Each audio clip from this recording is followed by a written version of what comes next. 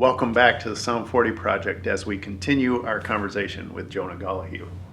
I want to circle back to you have the vice president who is overseeing that leadership development program at your college. So what other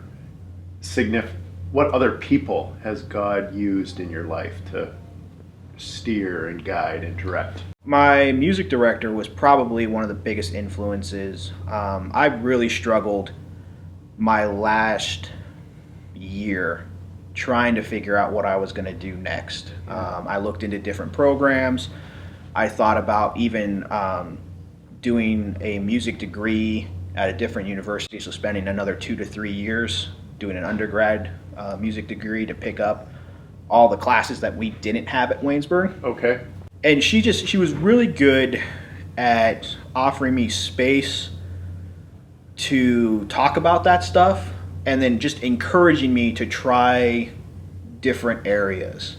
Nobody really said, "Oh, Jonah, you need to be a pastor." Right. But, I always had a heart for high schoolers, and it's developed into even college age ministry, and I was also exploring things on health and fitness. Okay. And like, what does the theology is there a theology around that? Yeah. Okay. So I don't there's nobody really been in my life that was like, "Oh, Jonah, you'd be a great pastor." My preaching professors at Calvin thought I was a good preacher. Yeah. That they said you'd be good at doing this. Yeah. But the thing is, I never really found the balance between joy and stress.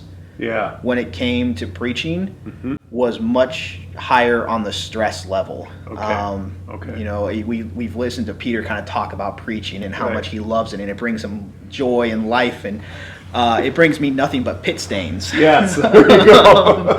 So, a couple years into seminary, I realized that was not going to be for me, and so now it's trying to figure out, try to listen to those around me, do some praying, with what do I do with all of this skill, all of these skill sets, and that's sort of where this is kind of the place where all of that comes to fruition. So, as you think about all the spectrum of gifts then that you bring to ministry and ministry here, I'm wondering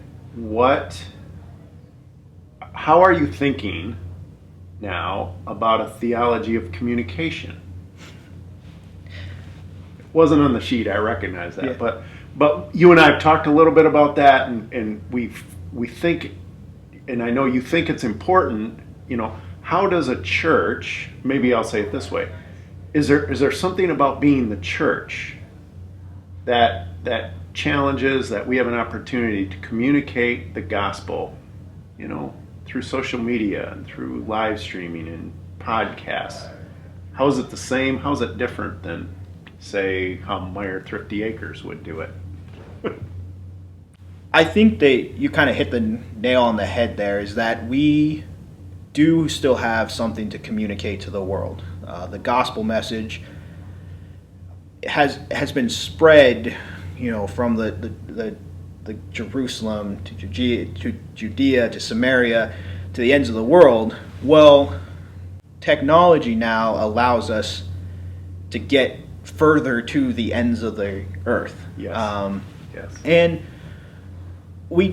I think we do it in such a way that we're not trying to push a product, whereas any sort of other media, any sort of other marketing communications, they're trying to get you to buy something. Whereas the church is, yes, it'd be great if you came and be a part of this body of believers. We want you to be a part of the family. However, it's more about telling God's story than LaGrave's story. Like, yes, we are going to tell LaGrave stories. Yes. But the point of doing that is to tell God's story at work here at LaGrave. And that's sort of the invitation is, we are still telling the gospel story. You don't have to buy something. That's the whole gospel, right? Exactly. Like, it's freely given. That's right. Yeah. And I think that's sort of the way that the church looks at it. I'm not all churches, right? But I think as LaGrave has sort of stepped into this realm, that from the beginning we've wanted to tell God's story, and all the stories that God's doing here, and it's a lot. That's right. In fact, I think at the start of this, I was really skeptical, personally, about social media and the impact and how do you. But I think probably it was in conversations that we had together about thinking of this in terms of storytelling that I began to come around and see the potential for this. Yeah. So talk a little bit about what have you learned from an analysis perspective about our reach. How does social media, how are we reaching beyond the four walls of our church with our social media work so far? Yeah. What are some things you've learned? So far, I think the beginning of this was sort of the live stream. Okay. And I've actually known some churches, even in the area, that have tried live streaming and it died. Okay. And I think that's because, and I think what makes LaGrave so successful is that from the beginning, it was about reaching our members who couldn't attend the church versus, well, we want to get ourselves out there. Okay. Which is oftentimes what other churches are doing. I think we've sort of been able to grab and kind of bring the live stream into part of worship because we want to reach those who just can't get here. So, like you were saying, we have shut-ins that watch, people who go on vacation. We have seasonal membership here just because of the way people's lifestyles are. Right. So, I mean, if you want to put numbers behind it, this summer we probably had anywhere from 50, 60 to 100, maybe 110 views. Okay. And when it comes to that, I like to double the number of views. Yep. To try to get us a rough estimate on people. Okay. And the reason why I double that is because sometimes you'll have people watching by themselves. Yep. And then other times you'll have families, 2, 3, 4, 5 people.